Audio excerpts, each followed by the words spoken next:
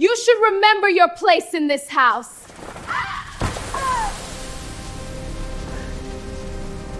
What the hell are you doing to my mother? The scream pierced through the air, so sharp, so sudden, it felt as if it tore apart the silence of the luxurious mansion in the heart of Abuja, a place meant for glittering lights, clinking glasses, and carefully crafted smiles. But in this moment, all of that elegance collapsed. No more music, no more laughter, only a raw, cold truth laid bare before everyone. Mrs. Ngozi Okafor, the elderly mother, frail, her silver hair marked by time, collapsed onto the cold marble floor. Her legs could no longer hold her up, as if the shock had drained every last ounce of strength from her body. Her trembling hands clutched her arm, the one that had just been splashed with hot oil.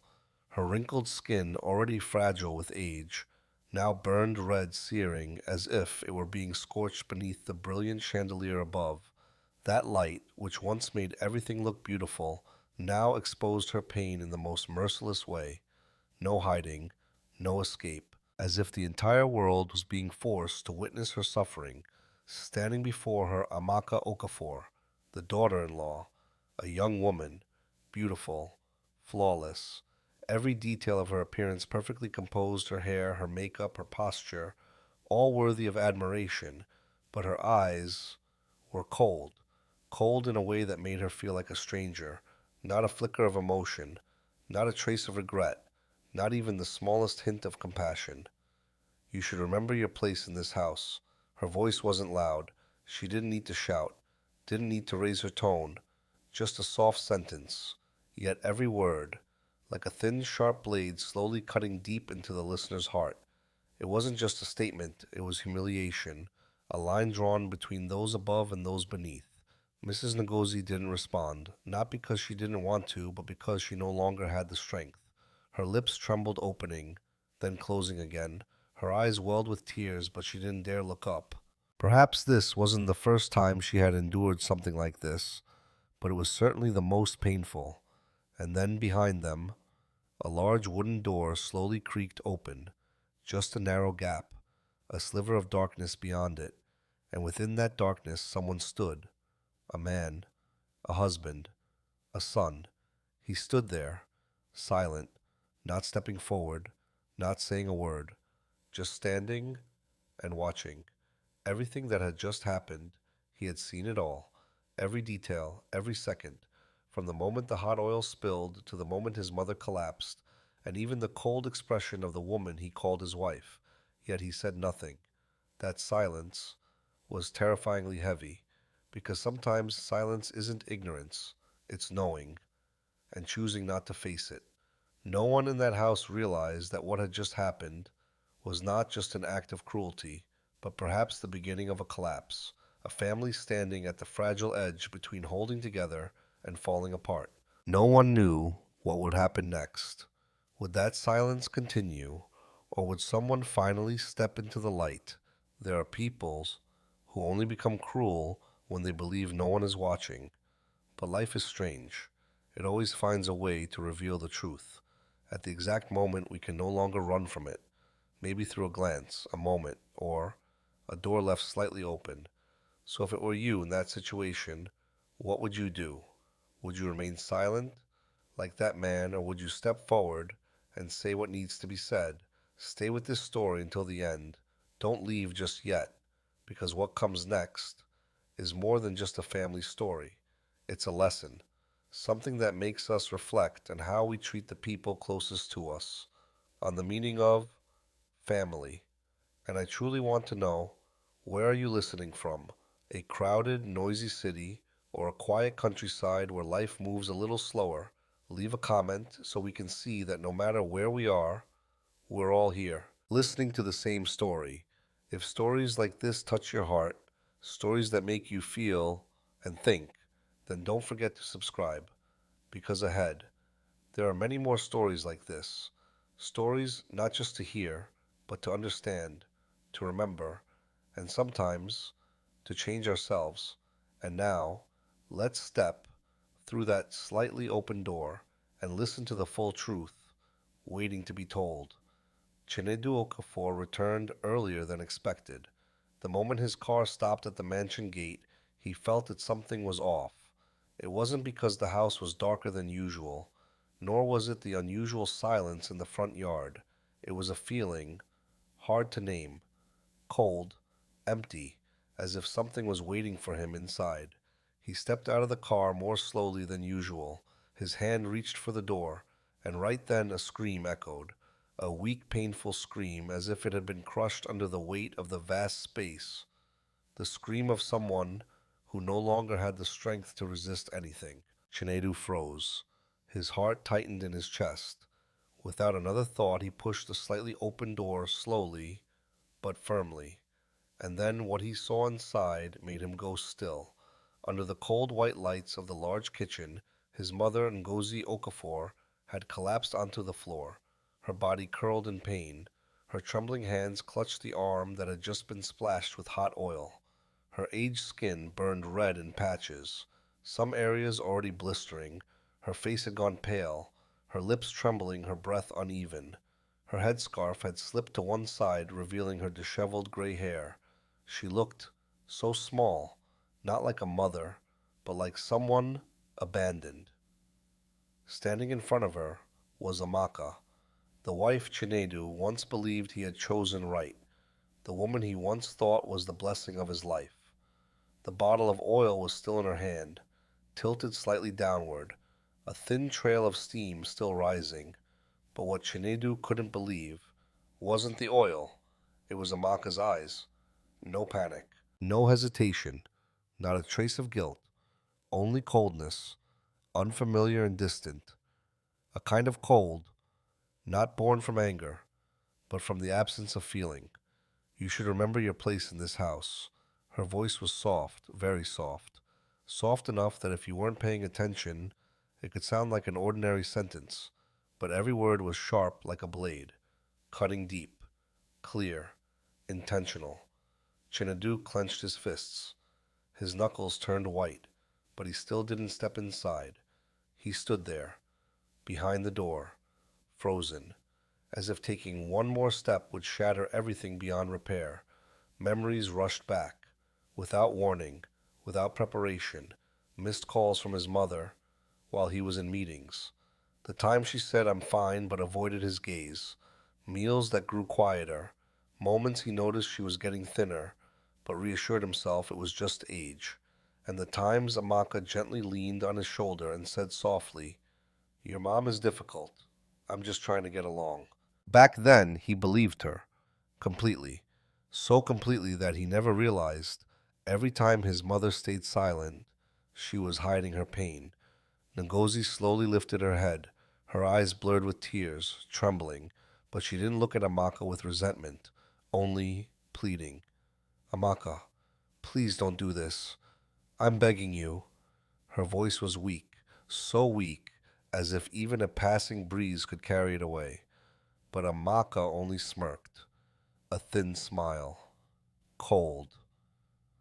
"Mother," she repeated slowly, "don't misunderstand. I have never seen you as my mother."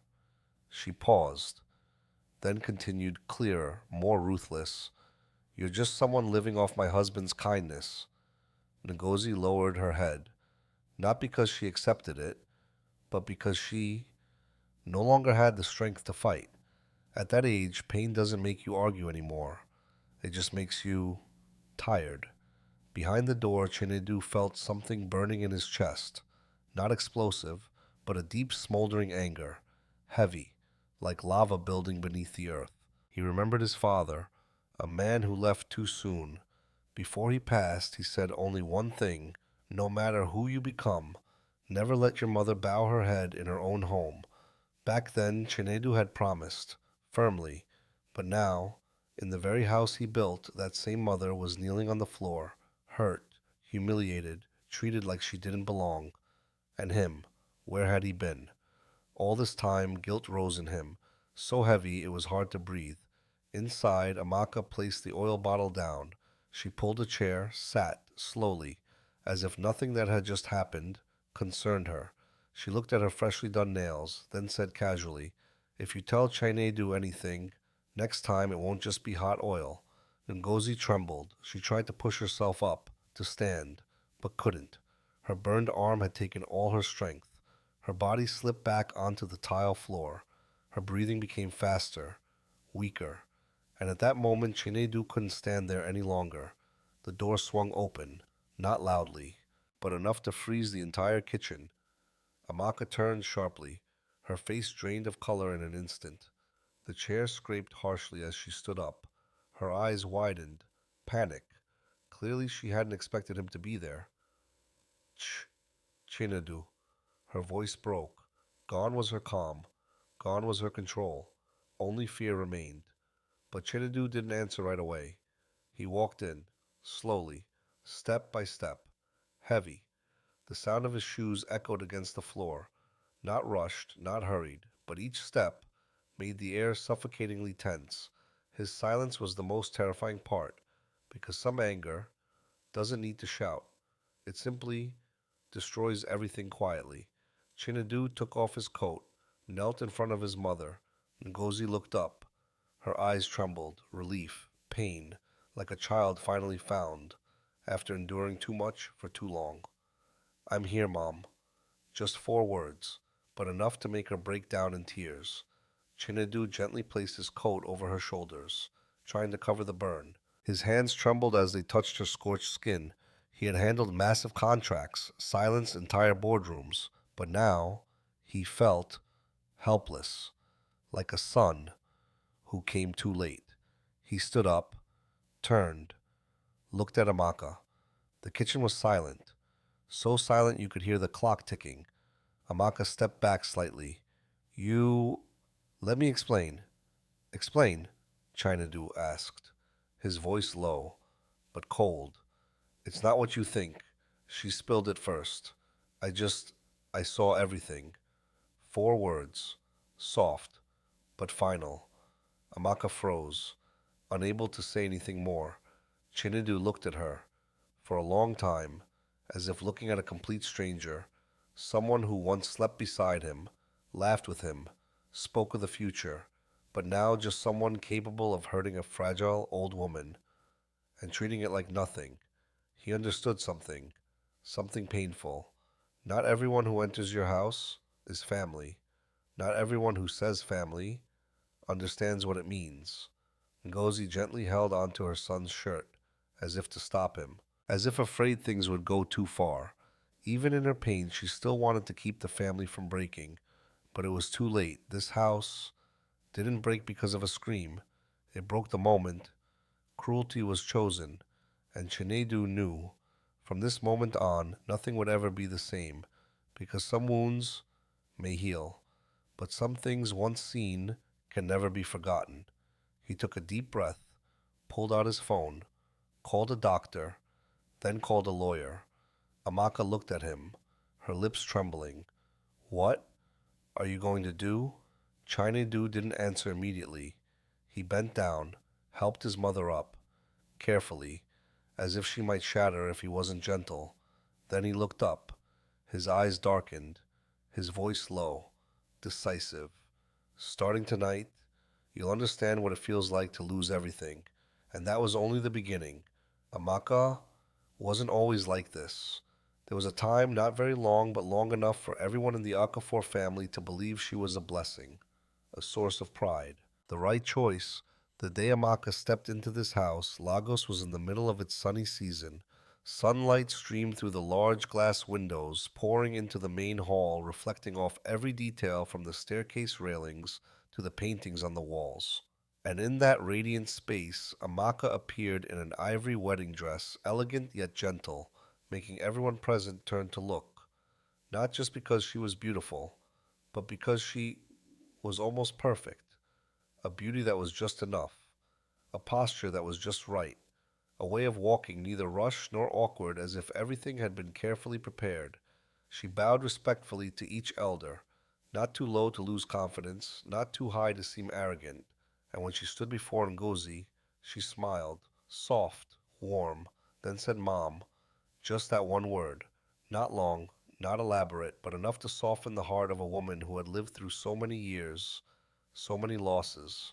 Ngozi at that moment held Chinedu's hand. She didn't speak loudly, just leaned slightly and whispered, "You're lucky, Chinedu."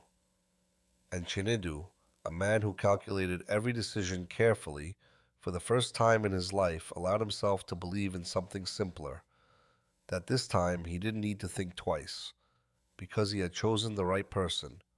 In the months after the wedding, everything seemed perfect, not the kind of forced perfection, but the kind that reassures. Amaka woke up early, often before the staff. She went into the kitchen, prepared breakfast, not just for show, but with real attention. She asked about Ngozi's health, what she should eat, what she shouldn't, carefully chose each dish, tasted everything herself. Some days she even went to the market with the staff, not to supervise, but to learn which ingredients Ngozi preferred, to learn the traditional dishes Ngozi used to cook for Chinedu when he was a child, flavors he himself had forgotten in his busy life. Some afternoons, Amaka would bring food upstairs, sit for a while, ask a few questions, not too many, not enough to feel intrusive, but enough to make someone feel cared for. Whenever guests came, Amaka appeared at just the right moment, not too early, not too late. A smile that was just right, a gaze that was perfectly measured, not showy, not distant. A woman who knew exactly where she stood and exactly what she needed to do to be admired. At social gatherings in Lagos, people began to talk about her, not as a newcomer, but as an example. Chinedu's wife. She's so refined. The Okafor family is truly blessed. Not everyone can marry a woman like that. Those compliments Amaka heard them, clearly, many times. And each time she smiled. A beautiful smile, perfectly timed, perfectly measured, so perfect that no one realized how many times she had practiced it in front of a mirror. But among all those who saw a perfect Amaka, there was one person who began to sense something different. Ngozi. Not immediately. There was no single moment you could point to and say, this is where things changed. Just small details, so small that most people would overlook them. One morning, Amaka still set breakfast on the table, everything neat, complete. But this time, she didn't stay. "I'm a little busy, Mom," she said, her voice still soft, still polite, but her eyes didn't linger as they used to. One afternoon, Ngozi came downstairs. Amaka was talking to a friend. She laughed brightly, naturally, but when she saw Ngozi, that smile disappeared in a second, so quickly that others might not notice. But Ngozi did. One evening, Ngozi wanted to sit and watch TV with them. A simple thing, a small habit. But Amaka stood up. "I have something to do upstairs." No further explanation, no guilt, no obvious irritation, just a sentence. Short, light, but enough to create distance. At first no one noticed, not even Chinedu, but to Ngozi they were like drops of water, falling, slowly, quietly, almost without sound, but accumulating, little by little, until they formed ripples, spreading, silently, irreversibly, until one day everything changed more clearly, not because of an argument, not because of a major event, but because the Okafor family's assets were officially transferred to Chinedu. A family meeting, a signing, a transition that seemed natural, expected, logical. But to Amaka, it wasn't just paperwork. It wasn't just procedure. It was power, the future, the destination she had been quietly moving toward since the day she entered this house. That night, Amaka stood in front of the mirror, alone. No laughter, no one around. Only the golden light reflecting on her face. That face was still beautiful, still perfect, but this time there was no smile, only her eyes, cold, sharp, aware, calculating. "Finally, it's time," she whispered, softly, as if only for herself. And indeed, only she heard it. But Amaka missed one thing, something very important. Yes, the assets had been transferred to Chinedu, but the true control, the final authority was not where she thought it was. It was in Ngozi's hands, the mother she once called Mom, the woman she had begun to see differently, no longer someone to care for, but an obstacle, a barrier, someone who needed to be removed from the center if she wanted full control of this life. From that day, Amaka began to change, not suddenly, no moment that shocked anyone, but slowly, skillfully, deliberately. She stopped waking early. Breakfast was left to the staff. The caring questions faded away. Conversations shorter, fewer, colder. Every word she spoke felt calculated, enough to not be wrong, but lacking even the slightest warmth. You should rest more. You don't need to come downstairs. It's more comfortable upstairs. On the surface, it sounded like care, but in truth, it was distance, a quiet way of pushing someone out of the living space without ever saying it directly. Ngozi noticed. Of course she did. But she said nothing, not because she didn't understand, but because she understood too well. Some things, once spoken, cannot be taken back. One evening, Ngozi stood in the hallway. Amaka's door was slightly open. She wasn't trying to listen, just passing by. But then the voice inside made her stop. Amaka was on the phone. Her voice was no longer gentle, no longer soft. It was sharp, clear, unhidden. She's just an old woman. Nothing to worry about. Give it time. Everything will be mine. Ngozi stood still. Didn't step in. Didn't speak. Didn't make a sound. Just stood there for a few seconds. Then quietly walked away. No one knew. No one saw. But in that moment she understood. Everything she had felt was not imagination, not a mistake, but truth. A truth she didn't want to believe. That night, Ngozi sat alone in her room. The room was spacious, fully equipped, but cold, very cold. Not because of temperature, but because of emptiness. She opened a drawer, took out a set of papers, a draft will, prepared long ago, but unsigned. She held it, for a long time, as if weighing something greater than herself. Then she picked up a pen.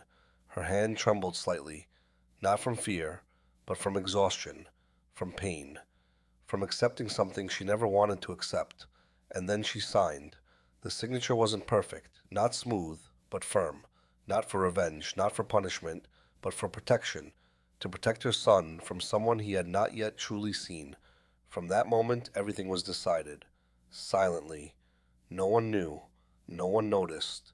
Not even Amaka, who believed she was gradually taking control of the house, realized that she herself was walking straight into a trap.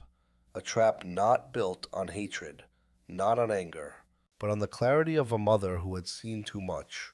Some people don't change in a single day. They simply reveal who they truly are, once they believe they are in control. And when that happens, everything has already gone too far to turn back.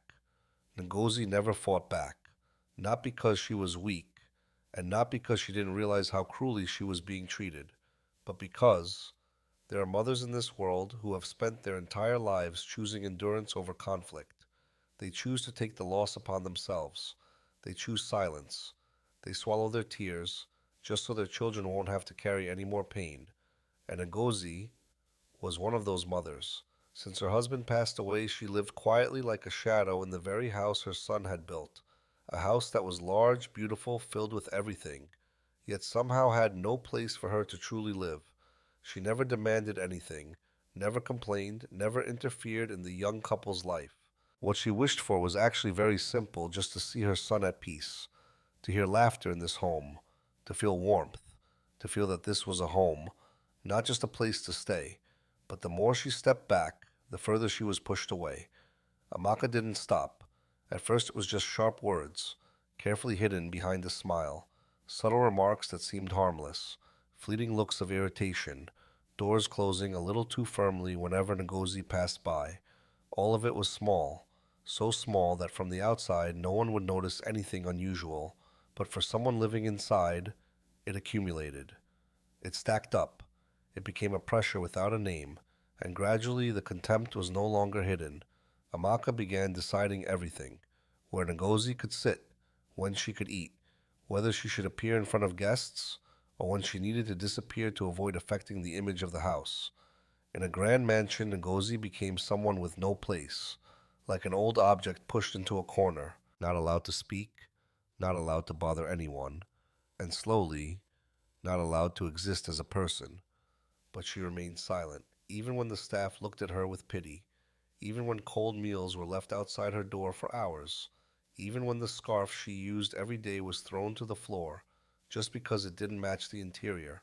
She still bent down, picked it up, dusted it gently, folded it neatly, not because she didn't feel pain, but because in her heart there was always one thought: if I endure a little more, my son will have one less burden.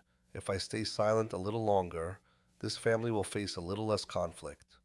And then that day came, the day when every final limit was broken. In the bright kitchen where she once stood cooking Chinedu's favorite meals since he was a child, she accidentally dropped a cup. A sharp shattering sound echoed, not loud, not serious, just a cup, something small. In a house like this, you could replace dozens without a second thought. But to Amaka, it became an excuse. She turned sharply. Her perfectly made-up eyes turned icy. Gone was the gentleness. Gone was the image of the ideal daughter-in-law. Only raw irritation remained. Harsh, cruel, contemptuous. You're nothing but trouble. Ngozi flinched. Her hands trembled. I'm sorry. It was just an accident. Sorry. Amaka let out a small laugh. A quiet laugh, but sharp enough to send chills down the spine. What right do you have to call yourself that? Do you really think you have a place in this house? Ngozi lowered her head. It wasn't the first time she had heard such words, but every time it hurt like the first. Words like that never become familiar. They never grow easier. They still cut deep. They still make someone who has lived nearly a lifetime feel small, unwanted. I didn't mean to cause trouble, but your existence here is already a problem. That sentence froze the air. Ngozi stood still, not knowing what to say. Outside the glass doors, Abuja's sunlight still flooded the yard. The house was still beautiful. Everything still looked perfect to outsiders. No one knew that inside that kitchen, an aging heart was being crushed. Then Amaka stepped toward the stove. The pan of oil was still hot. The surface shimmered, reflecting the golden light. A beautiful glow, but one that made the skin crawl. Ngozi watched. A cold feeling ran down her spine. Amaka, what are you doing? Amaka turned. The smile on her lips was no longer a smile. It was like a cut, thin, cold, sharp. The expression of someone who had allowed cruelty to grow inside for too long, until it no longer felt wrong. You should learn to be afraid. And before Ngozi could step back, the hot oil was thrown. Ah! The scream tore through the air. Ngozi collapsed to the floor. Her hands clutched her burning arm. The heat spread like fire, through her skin, into her flesh.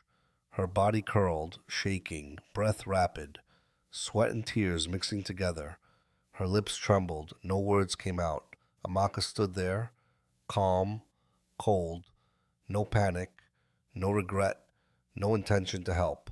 She just watched, as if what lay before her was nothing more than a problem she had just dealt with. You should remember your place in this house. Her voice was soft, so soft it almost sounded harmless. But to Ngozi, it was the end of all illusions. Ngozi looked up. Tears blurred her vision. Her arm throbbed in pain. But what hurt more was another thought. Chinedu, her son. If he knew. How much would it hurt him? What would he have to choose between his wife and his mother? And so even in pain she whispered, please, don't do this. Chinedu will be hurt. That made Amaka pause for a second. Then she laughed. Cold, empty. Not joy, but the laugh of someone who believed she held everything in her hands. Him, she smirked. He doesn't even know whether you're alive or dead. Each word fell cold, heavy. Ngozi closed her eyes, not because she believed it, but because it hurt, because there was truth in it. Yes, Chinedu didn't know she had been pushed out of the kitchen, didn't know how she ate, didn't know she walked carefully down every step, didn't know the nights she sat alone listening to laughter downstairs. too afraid to join, didn't know. Her silence was a quiet cry for help, but Amaka didn't know. Right behind the slightly open door, someone was standing there. Chinedu Okafor. He had come home earlier than expected. At first, he only meant to walk in quietly, surprise his wife, maybe hug her from behind, ask a few questions, then go upstairs and change. A normal evening, a normal return home. But then he heard the scream, and when he stopped at the door, what he saw destroyed everything. His mother on the floor, her arm burned red, trembling, and his wife, the woman he trusted, standing there with cold eyes, without a trace of compassion. Chinadu clenched his fists. His knuckles turned white. Blood rushed. Hot. Heavy. But he didn't step in immediately. He stood still. Because some truths are too cruel, too overwhelming. All you can do is stand there and let them cut through you, like a blade. He heard every word, clearly. He doesn't even know whether you're alive or dead. That sentence broke something inside him, not just because of the cruelty, but because it was true. He didn't know. He had been busy, believed that as long as he provided money, comfort, everything would be fine. But his mother didn't need those things. She needed respect, to be treated like a human being, to have a son who saw her, understood her, and stood up for her. Inside the kitchen, Ngozi tried to stand, but couldn't. Her arm burned, her knees slipped, her breath weakened, and that was the last moment Chinedu could remain still. The door burst open. The sound echoed, not loud, but enough to stop everything. Amaka turned. Her face turned pale. The bottle in her hand nearly fell. Her eyes widened. Chinedu? Her voice broke, but he didn't answer. He stood there, looking at his mother's burns, at her trembling body, then at Amaka. That look was something she had never seen before. No love, no trust, only coldness, a coldness that said everything was over. Chinedu stepped forward, slow, heavy, each step like a sentence being passed. He didn't look at Amaka anymore. He knelt beside his mother, took off his coat, covered her shoulders. His hands trembled as they touched the burn. "I'm here, Mom." Just 4 words, but enough to make Ngozi cry. Not from pain, but because, finally, her son had seen. And in that moment, Amaka realized something. The real nightmare had only just begun. Click. The door opened. The sound wasn't loud, didn't echo. Not strong enough to shake the vast Okafor mansion, a place designed to always appear perfect, solid, untouched by disruption. But in that moment, that small click felt like a fracture, like the first crack in a piece of glass that had been breaking for a long time, but no one wanted to face it. A marriage, a mask, a family everyone believed was still intact. Amaka turned and froze. Chinedu stood there, tall, still, his shoulders slightly stiff from a long trip, his shirt still creased like a journey not yet finished. His face held almost no expression, no anger, no shock, no panic. But that was what made the air suddenly turn cold. Not his presence, not his sudden appearance, but his eyes. Those eyes had once looked at Amaka with nothing but tenderness, had lingered on her face in crowded rooms, had softened when she smiled, had quietly watched her, as if she was the one thing life had given him that felt right. But now there was nothing. No warmth, no trust, no trace of love, only coldness, absolute coldness, so deep that Amaka felt her heart drop, empty, weightless, nowhere to hold on. In her hand, the oil bottle was still there, a thin trail of steam rising from its mouth. No one spoke, no one moved. The smell of hot oil filled the air, mixed with the metallic scent of the kitchen, the cold marble floor, and the faint salt of tears. A scent hard to name, but everyone in that space could feel it. The scent of truth, dragged out of the dark, raw, exposed, painful. In front of her on the cold floor, Ngozi was still collapsed, her arm red, trembling, her body curled not from weakness but from pain, too much pain. Chinedu stepped inside, slowly, unhurried. He didn't rush forward, didn't shout, didn't demand answers. That calmness was what made it terrifying, because some anger doesn't explode. It doesn't need sound. It gathers, thickens, becomes heavier until it can destroy everything around it. Amaka stepped back half a step. Right. Small, but enough to reveal a loss of control she had never shown before. Chenadu? His name slipped from her lips. Weak, unsteady, uncontrolled. But he didn't look at her. He removed his jacket. Slow, precise, as if everything he did had already been decided. He stepped forward, knelt beside his mother, gently placed the jacket over her shoulders. That gesture was gentle, but so painful to witness, not just to cover the burn, but to cover everything, the humiliation, the loneliness, the years she had endured, alone in her own son's house. Ngozi looked up, her eyes filled with tears. She didn't speak immediately, not because she had nothing to say, but because her throat closed. Her breath trembled, her lips shook, her whole body trembled, but in her eyes there was something that hurt Chinadu even more than the wound.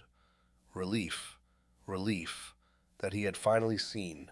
She no longer had to speak, no longer had to explain, no longer had to suffer in silence. Chinedu supported her. His hand touched the burn, hot, raw, enough to make him tighten his grip ever so slightly, a reaction no one saw, but inside him something broke.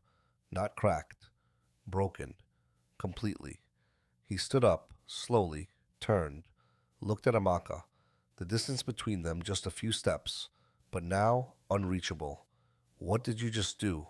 His voice was low, calm, no shouting, no rage, no loss of control, and that made it worse. Amaka stammered, I I saw everything. 4 words, short, but like a steel door slamming shut. No escape, no explanation, no pretending. Her throat dried. She tried to speak, but couldn't. Too many thoughts, too much fear, too many instincts to save herself colliding. No, it's not what you think. A familiar sentence.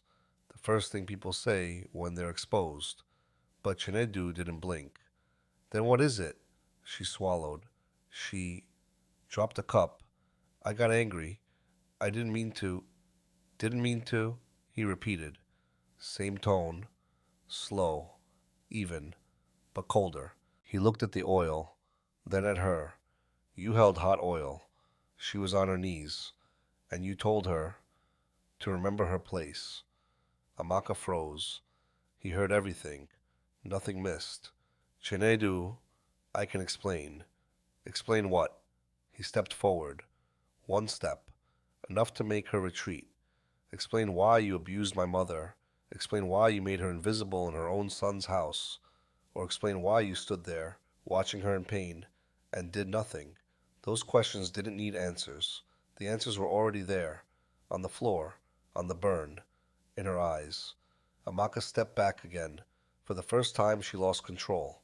Not of her words, not of her image, but of herself. Everything she built was collapsing. I'm sorry. Her voice broke. I'm really sorry. I lost control. Chinedu said nothing.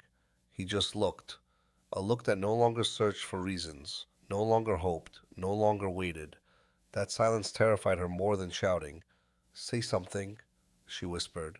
Don't be silent like this. But then Ngozi moved slightly. A painful breath escaped her lips. Chinedu immediately turned, his eyes softened, just a little, but real. Mom, I'll call the doctor. No, Ngozi whispered. Don't make it bigger. That sentence, Amaka clung to it, like a lifeline. Yes, yes, no need to make it big. It was just an accident. Be quiet. 2 words. Short, cold. Everything stopped. Chinedu stood. This time his eyes were different. No restraint, only cold clarity. My mother has been silent for too long, he said. From now on, you won't use that to save yourself. Amaka stared at him. What? Do you mean? He took out his phone. Dialed. Fast. Precise. The doctor. Now. Then another call. My lawyer. Amaka's face went pale. You're calling a lawyer? She shook her head. No, no. Not because of this? Chinedu let out a faint smile. Empty. You still think this is just this silence. For the first time, she understood. This was no longer a mistake. This was truth. And truth cannot be hidden. In the hallway footsteps, Ada stood at the door, pale, eyes red. She looked at Ngozi, then Amaka, then lowered her head, a look fearful, but also like she had been waiting for this day. Chinadu noticed. He looked at the others, standing at a distance, too afraid to step in, but unable to walk away, and a thought formed, cold, heavy. This wasn't the first time. He turned back. You want me to believe this is the first time Amaka stayed silent? That silence was the answer. Chinedu closed his eyes for a second. When he opened them, it was over. He didn't look at her as his wife anymore, but as a stranger. I used to think, he said slowly, success meant giving my mother a big house, giving my wife a full life. He looked around the kitchen. Perfect, bright, expensive. But today, I understand. He looked at her. A beautiful house doesn't mean kindness. Some places look perfect, but are the cruelest to the weakest. Ngozi broke down. Finally, Amaka stood there, empty, broken.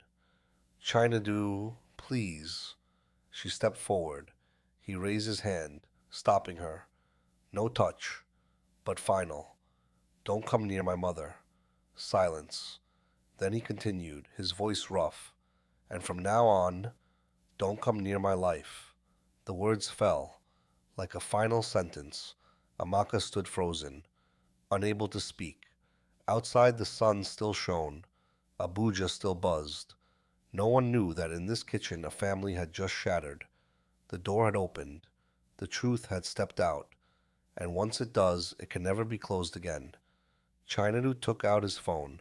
The screen lit up in his palm, a faint blue glow reflecting across his already cold, distant face.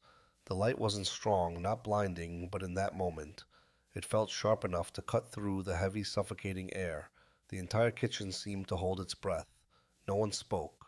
No one dared to move. The air was thick with layered smells, the lingering scent of hot oil, the metallic trace of cookware, the smell of fear of shame, and something heavier than all of them. Silence.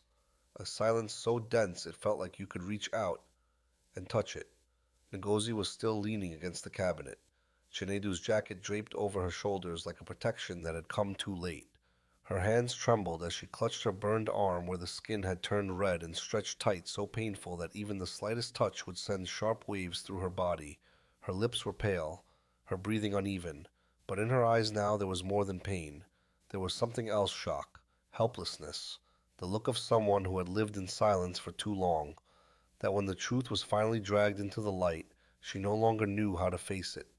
Amaka stood a few steps away. Her feet felt nailed to the cold floor.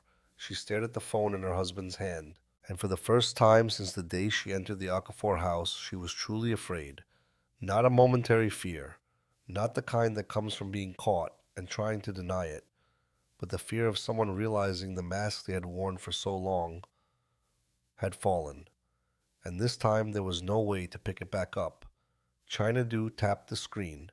The video began to play. No need to raise the volume, no need to rewind, no need for explanation. Everything in the recording appeared clear, undeniable. From the moment Amaka turned sharply, her face cold as ice, the look of contempt in her eyes as she stared at Ngozi, like she was nothing but a burden, the sound of the cup hitting the floor, a small sound but the beginning of everything. Then her voice, sharp as a blade, "You should remember your place in this house." And then the action. Her arm lifting the bottle, no hesitation, no trembling, a deliberate motion, hot oil splashing out, Ngozi's scream tearing through the air. It was all there, every detail. No blind spots, no shadows, no room for words like "you misunderstood." Amaka's world stopped. She could hear her heart pounding, fast, heavy, relentless, as if it would break through her chest. No, She shook her head, eyes wide. No, this can't be. But the video kept playing. It didn't stop for her denial. It continued until Ngozi collapsed, until her body curled in pain, until Amaka stood there, not helping, not bending down, not moving, just watching, as if the pain in front of her was deserved. And then her own voice echoed one last time. He doesn't even know whether you're alive or dead. The video ended. The screen went dark, but the cold it left behind remained in the kitchen. No one spoke. No one breathed too loudly, as if they were all afraid to break the moment. Amaka stumbled back. Her knees weakened. It felt like something was squeezing her heart. Chinedu, listen to me. Her voice broke, weak, unsteady. Gone was the woman who controlled everything, but Chinedu didn't let her finish. From today, he said, his voice low, slow, terrifyingly calm.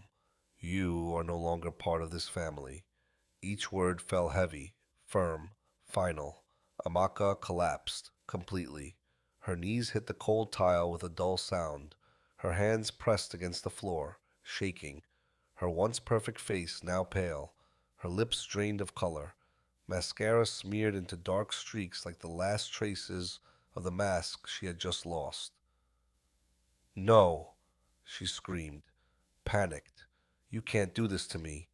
Chinedu looked at her, unblinking, unmoved. The one who can't, he said slowly, is you. Silence filled the kitchen again. Ngozi sat there, her hands gripping the edge of his jacket. She could hardly believe what she was hearing. She had never wanted things to go this far. Her whole life she endured. She stayed silent, hoping that if she endured long enough, things would fix themselves. But now, watching her son stand there, shoulders tense, eyes dark, she understood. Some truths, once revealed, can never be hidden again. Amaka crawled forward slightly. Please, Chinedu, I know I was wrong.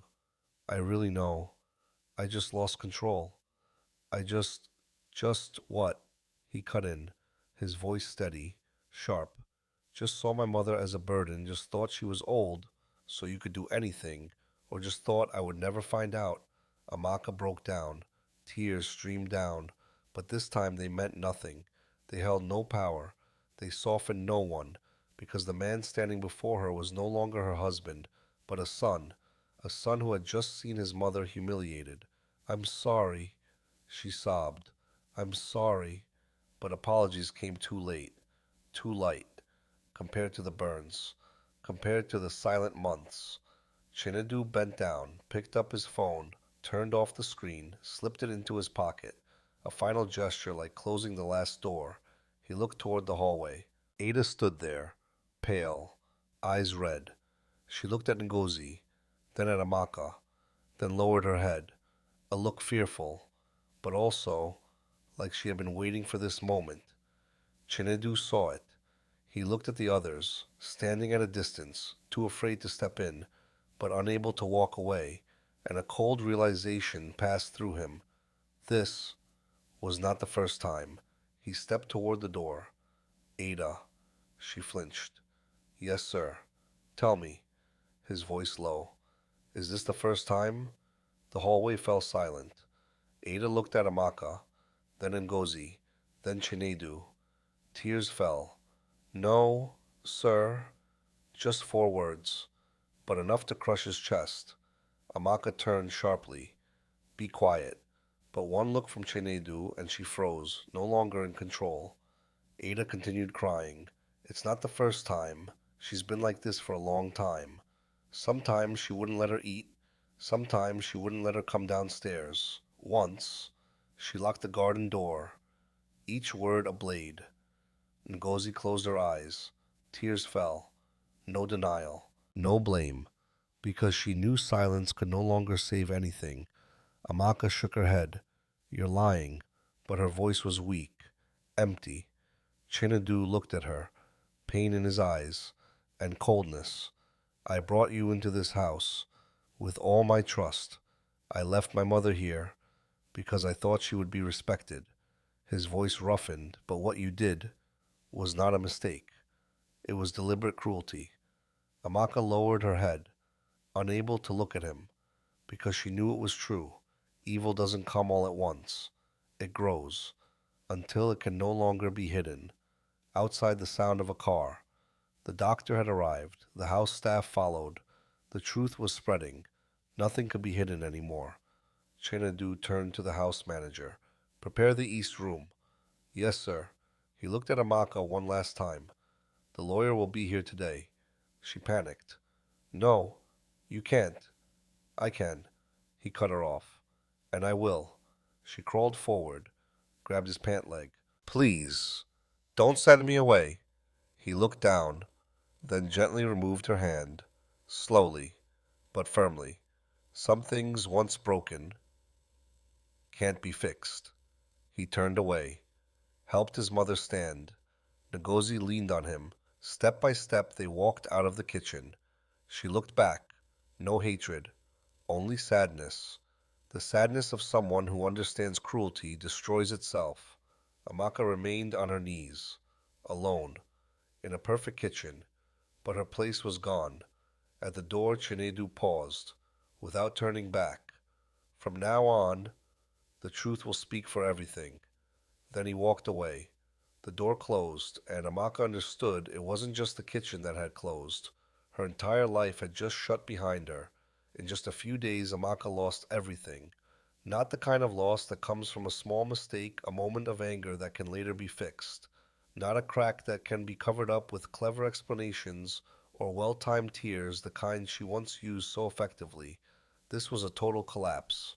Cold, decisive, and leaving her almost no chance to turn back. Her reputation, her wealth, her status in Abuja's elite circles, all of it disappeared so quickly that even Amaka couldn't understand when exactly her life had begun to slip through her fingers. Maybe it was the moment she raised that bottle of oil without hesitation and poured it onto the arm of a frail old woman. Or perhaps it started much earlier, from the moment she began to believe that her cruelty would never be discovered, as long as it stayed behind closed doors. But Amaka forgot one thing. In this world, no door is ever sealed tightly enough to keep the truth hidden forever. And once the truth steps outside, it no longer belongs to anyone. 3 days after that horrific night, the video was everywhere. No one knew exactly where it started. Some said a housemaid secretly sent it to a relative. Others believed a former employee of the Okafor company had obtained it and leaked it after hearing about the divorce. Some even speculated that the very friends who once sat beside Amaka at elegant parties, laughing, raising glasses, were the first to share it in private groups just to see each other's reactions. But by then, the origin no longer mattered. The video was out of control. It spread from phone to phone, from one group chat to another, from luxurious living rooms of Abuja's elite to modest dinner tables of families who had never even heard of Amaka. Everywhere people watched, everywhere people talked, everywhere people shook their heads as they saw the woman once considered perfect, standing before her mother-in-law, cold as ice, pouring hot oil onto her fragile arm. No one stood by her, not a single person, because there are images that need no explanation and actions that no apology can wash away. In the service department arranged by Chinedu's lawyer, Amaka barely stepped outside. The curtains were always drawn. No sunlight came in. The room felt like it was trapped in an endless late afternoon. Her phone kept vibrating. Messages came and disappeared. Calls appeared and went unanswered. At first, she still picked up the phone, her hands trembling. There was still a small flicker of hope. Maybe it was a close friend, a woman who once sat beside her at charity events, a powerful man who once respected her because of the Okafor name, or at least someone asking, "Are you okay?" But no, most messages were short, dry, cold, emotionless. "We think it's best to keep our distance for now. Sorry, it's no longer appropriate for you to attend this weekend's event. The situation is affecting our brand image. We hope you understand." Some people didn't even send a message. They simply unfollowed her, deleted her number, left group chats, removed photos they once proudly shared with her. In just a few days, Amaka went from being welcomed everywhere to becoming a name no one wanted to mention, as if any connection to her could stain their own reputation, And that hurt the most. Not strangers judging her, but those who once stood beside her who were never truly her friends. They were only there when the lights were on, when the spotlight was on her, when everything was beautiful.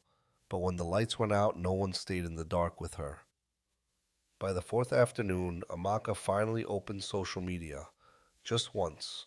Just to reassure herself that things weren't as bad as she thought. But the moment the screen lit up, she realized she was wrong. Her name was everywhere, no longer praised, no longer elegant images of gowns, perfect smiles, and titles like the powerful woman behind the Okafor family. Instead, cold comments, harsh, unforgiving, crueler than a stranger. I can't believe she used to do charity for the elderly. Beautiful outside, vicious inside. That old woman is old enough to be her mother. People like this don't deserve to exist in a civilized society. Amaka scrolled, each word like a scratch across her skin. She stopped at one post with tens of thousands of shares, a frame from the video, the moment she tilted the oil bottle, her face cold, emotionless, below Ngozi collapsing, her arm red, twisted in pain. Amaka dropped her phone. It hit the floor with a sharp sound. The screen cracked further. She sat there, frozen, hands clutching her head, breathing fast. The woman who was once perfect was now a disgrace. No makeup could save her. No dress expensive enough to hide it. No words clever enough to turn truth into misunderstanding. The whole world had seen who she was, and the most terrifying part was that she was beginning to see it too. In the days that followed, everything continued to fall apart. Banks temporarily froze accounts linked to her. Credit cards no longer worked. Her SUV was repossessed. Emails ending partnerships kept coming. Her name removed from lists, one by one. Polite, professional. No one insulted her directly. No one raised their voice. But that politeness made the humiliation deeper. They didn't need to say she was finished. They just withdrew. And that was enough. By the seventh day, Amaka had to go out. She wrapped a scarf, wore large sunglasses, chose a distant supermarket, hoping no one would recognize her. But some faces don't disappear easily. An older woman looked at her, at first surprise, then recognition, then coldness. No shouting, no scene, just pulling her granddaughter slightly away, as if avoiding something dirty. A small gesture, but enough to break Amaka. Others started looking. A young woman took out her phone. A man whispered. No one approached, no one spoke. Just looks. And sometimes looks hurt more than words. Amaka left her basket behind. Almost ran out. The Abuja sun blazed. The city lived on. But she stood there, shaking, crying. For the first time, understanding what it feels like to be seen as a stain. Meanwhile, at the Okafor mansion, things had changed too. But not loudly. Just silence. A heavy silence. Ngozi was recovering. The burns hadn't fully healed, but her spirit was better, because finally she was no longer afraid. Chinedu stayed home more, canceled meetings, ignored work, sat beside his mother, asked what she wanted to eat, drank tea with her, listened to her stories, each story a wound, because he realized how much he had missed, and the more he understood, the less he could forgive, not just Amaka, but himself. One evening he stood on the balcony, looking down at the yard, where Amaka once stood, once laughed, now empty. Ada brought him tea. Sir, many people have been asking about Mama Ngozi. He stayed silent. And Mrs. Amaka, no one has asked.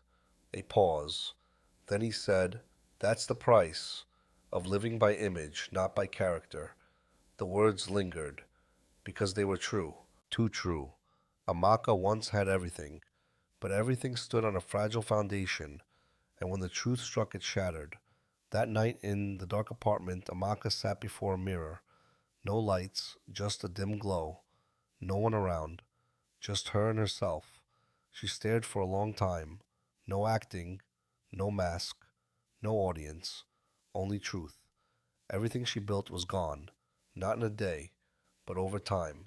From the moment she let greed outweigh gratitude, from the moment she saw kindness as weakness, from the moment she believed no one would see, she laughed, soft, empty, then cried, not for sympathy, But because she understood some doors, once closed, never open again. Outside Abuja still shone. Life went on. But for her it was over. Not because she lost money, but because she lost her dignity. And that cannot be bought back. Because people may forget beautiful dresses, forget lavish parties, forget charming words, but they never forget how someone treats those weaker than them. That is character. And once character is revealed, the price to pay is always higher than imagined. The new house was smaller. No more long hallways where every step echoed under glittering chandeliers. No more cold marble floors that made every step feel distant. No more luxurious parties where laughter was always present, but eyes rarely met with sincerity. No more gatherings where everyone spoke politely, while quietly calculating their own interests. Just a small house, located in a quiet neighborhood in Lagos, a simple wooden door, windows opening to a small front yard where a few green plants grew, not rare, not carefully trimmed, but alive, fresh, and full of life. Inside there was an old sofa, not new, not expensive, but well cared for. A small tea table beside it, the wood slightly darkened with time. Everything was ordinary, perhaps even too ordinary, but there was something this place had, something the luxurious mansion never did, something money couldn't buy, something chandeliers could never create. That was peace. Mornings here began slowly. No more phones ringing nonstop. No more back-to-back meetings. No assistants waiting with stacks of documents to sign. No more racing against time the moment he opened his eyes. Chinedu walked into the kitchen himself. He learned to make tea, not the expensive kind served to important guests, but simple tea, the kind his mother had always drunk even before they had money. He learned to cook porridge. At first he struggled. The flame too high, too little water. Sometimes the bottom burned slightly.